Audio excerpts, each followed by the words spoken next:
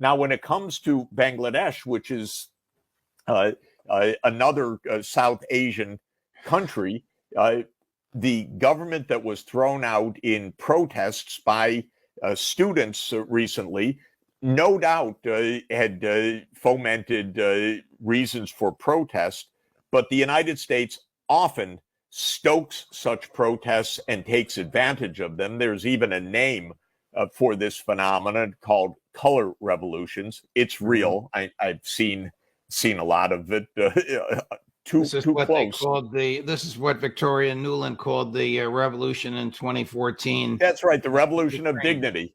Exactly. Right. So it's the same business that you take real measures or you take real unhappiness over some issues and you build it, you stoke it, you use US funded media, you make threats, you cajole the military, you threaten the military, you do all sorts of things. Now, Donald Liu, the same Donald Liu who played the role in overthrowing Imran Khan, showed up in Dhaka, Bangladesh this spring. There he was. And after his visit, again, on secondhand reports, the prime minister at the time before her overthrow told her political associates that she had been threatened by the United States. And it was at the time of Liu's visit. A few weeks later, the protests. A few weeks after that, the military told her, we can't defend you, and she fled to India. That's what we know. In my article, I call for an independent UN investigation. I don't say that it absolutely was the U.S. hand. I say that there is a lot of circumstantial evidence and a lot of claims that require an investigation. But what I can tell you, Judge, after 44 years of close observation all over the world, not because this is my day job, but because my day job is economics, but I see a lot.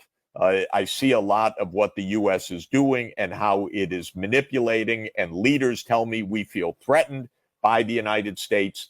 This is an ongoing, deadly operation of the United States. These operations almost always fail, by the way. Sometimes they fail to dislodge the government, but the other kind of failure is they dislodge a government, and then the result is ongoing chaos, civil war, coups, further assassinations, complete unrest and disarray, terrorism. We don't succeed in this kind of action. We destabilize. And the U.S. does this so often that it is understood by other countries that this is the U.S. aim, purpose, and modus operandi.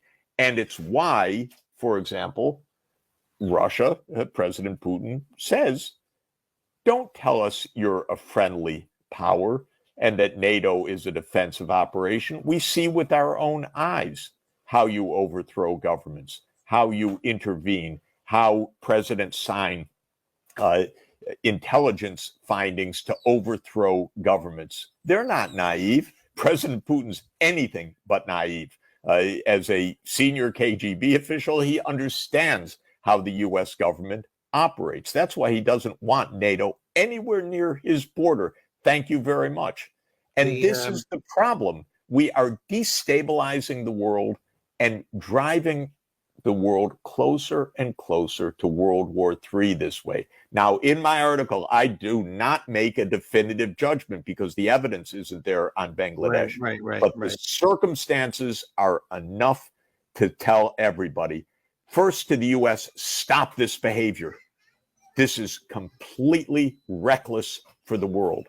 And second, it's important to investigate what happened.